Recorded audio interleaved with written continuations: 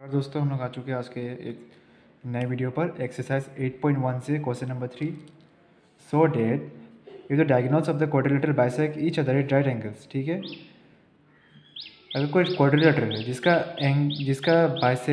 जो डायगोनल है एक दूसरे को बाइसेक्ट कर रहा है और 90 डिग्री का एंगल बना रहा है, तो हम लोग को ये प्रूफ करने की वो रोम्बस है। तो मैंने गिवन में लिया ABCD एक क्वाड्रिलेटर है जिसमें in which diagonal bisect each other, diagonal एक दूसरे को बाइसेक्ट कर रहे हैं, काट रहे हैं ना डायगोनल, और एक 90 डिग्री का एंगल फॉर्म कर रहा है। ये मैं 90 डिग्री एंगल का एंगल दे दिया। हम लोग प्रूफ करेंगे ABCD के रोम्बस है। तो हम लोग पहले क्या कर, हम लोग को रोम्बस प्रूफ करने के लिए क्या करना पड़ता है ना, कि हर एक साइड को एक दूसरे के इक्वल दिखाना पड़ता है। यानी AB को BC के बराबर, BC को CD के बराबर, CD को AD के बराबर। हर एक, अगर कोई भी क्वाड्रिलेटरल का हर एक साइड इक्वल रहता है तो उसको बोलते हैं रोम्बस। तो हम लोग यहाँ ज़्यादा कुछ नहीं करेंगे, ट्राइंगल AOB BOC लेकर ये दोनों साइड को इक्वल कर देंगे CPCT में।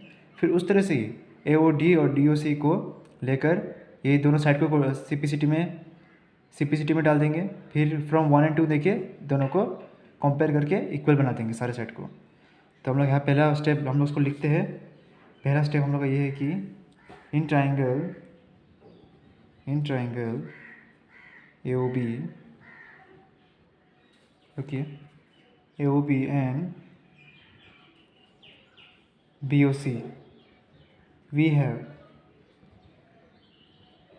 ट्राइंगल AOB, देख सकते हैं ट्राइंगल AOB और BOC में हम लोग लिए हैं।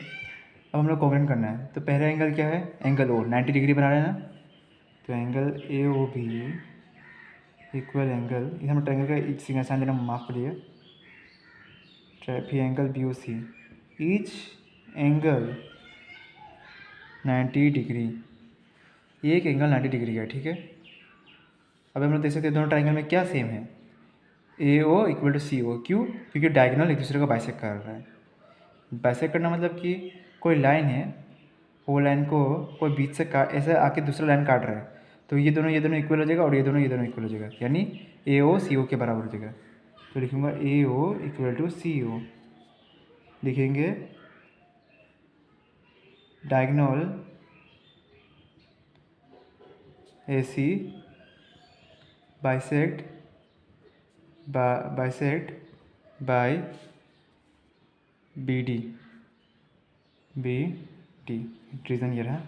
और तीसरा क्या देखते हैं हम लोग कि जो BO है वो BO दोनों ही ट्राइंगल में पड़ रहा है, AOC में पड़ रहा है, BOC में पड़ रहा है, तो BO कॉमन साइड हो गया, BO इधर भी BO कॉमन साइड हो गया।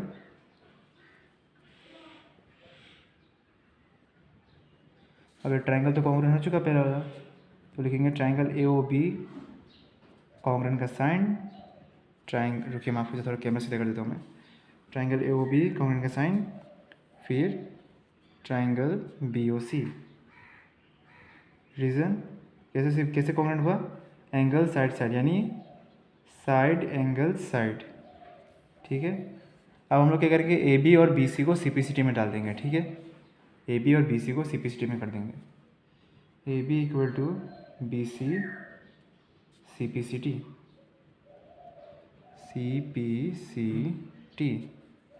सो इक्वेशन नंबर 1 मान लेंगे। जैसे हम लोग ये दोनों ट्राइंगल कॉन्ग्रेंट किए, ठीक उस तरह से ही AOD और DOC के करेंगे। ठीक है, इन ट्राइंगल AOD मैं यहाँ लिखते थोड़ा समझ पाएगा, हाँ सीधे होगा, इन ट्राइंगल AOD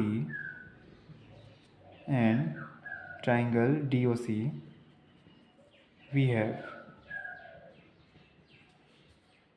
हम लोग के साथ क्या है,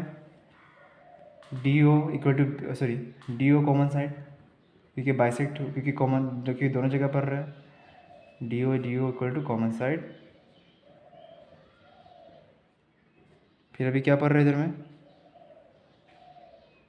जैसे दोनों ट्राइंगल 90 डिग्री है, क्योंकि हम लोग कहा है कि गिवन में triangle AOD equal to angle DOC, हर एक एंगल 90 डिग्री है, ईच एंगल 90 डिग्री। फिर क्या है इधर में, क्या कॉमन है,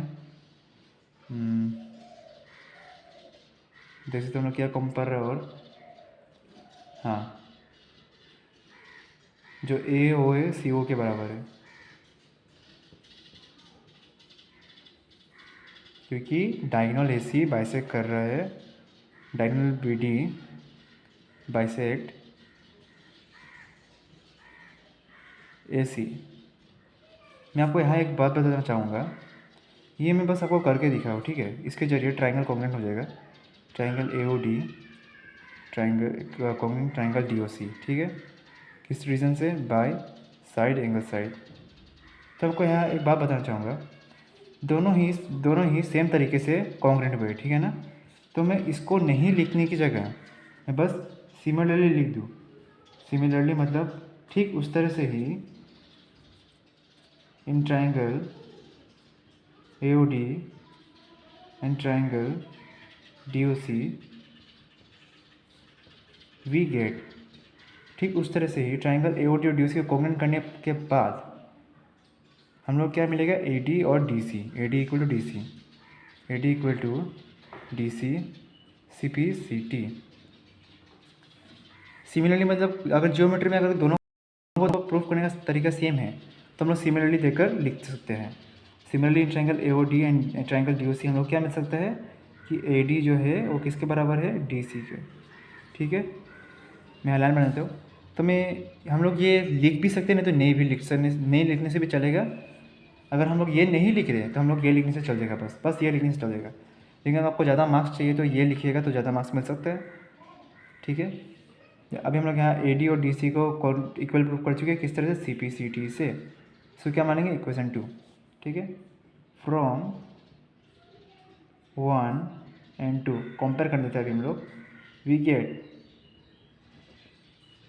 AB equal to BC, equation 1 में है AB equal to BC। Compare जब हम फ्रॉम लिखते हैं ना तो कंपेयर होता है, कंपेयर कैसे करते हैं? इक्वल, देखिए इधर इक्वल पर गया, फिर AD और इक्वल टू DC इक्वेशन 2 में लिखना है। और जैसे सबके सब साइड एक दूसरे से इक्वल है, ठीक है ना। तो यानी क्या है कि ये एक रोम्बस है, देयरफॉर ABCD इज रोम्बस। हम लोग ज़्यादा कुछ नहीं करना है, पहले ये दो ट्राइंगल है ना कॉन्ग्रुएंट प्रूफ कर देना है। कॉन्ग्रुएंट प्रूफ करने के क्या करना है? AO equal to CO angle और कॉमन साइड लेना है, ठीक उस तरह से। उसके बाद इधर से AB इक्वल टू BC निकालना है। फिर उस तरह से ही इस दोनों ट्राइंगल कॉन्ग्रुएंट कर AD इक्वल टू DC करना है। सिमिलरली देखकर भी लिख सकते हैं हम लोग AD इक्वल टू DC। फिर दोनों को इक्वेशन मानकर फ्रॉम 1 एंड 2 देकर कंपेयर कर ABCD एक रोम्बस से सारे साइड को इक्वल दिखा देना है। और ये स्टेप हम लोग लिख भी सकते हैं और नहीं भी, ठीक है ना। अगर आप ये नहीं लिख रहे तो हम लोग सिमिलरली देकर लिख सकते हैं, ठीक है। आज के लिए बस इतना ही, मिलते हैं अगले नेक्स्ट क्वेश्चन पर। मैं आई होप आपको समझ पाया हो, अगर नहीं आया तो मुझे कमेंट में जरूर पूछ लीजिएगा।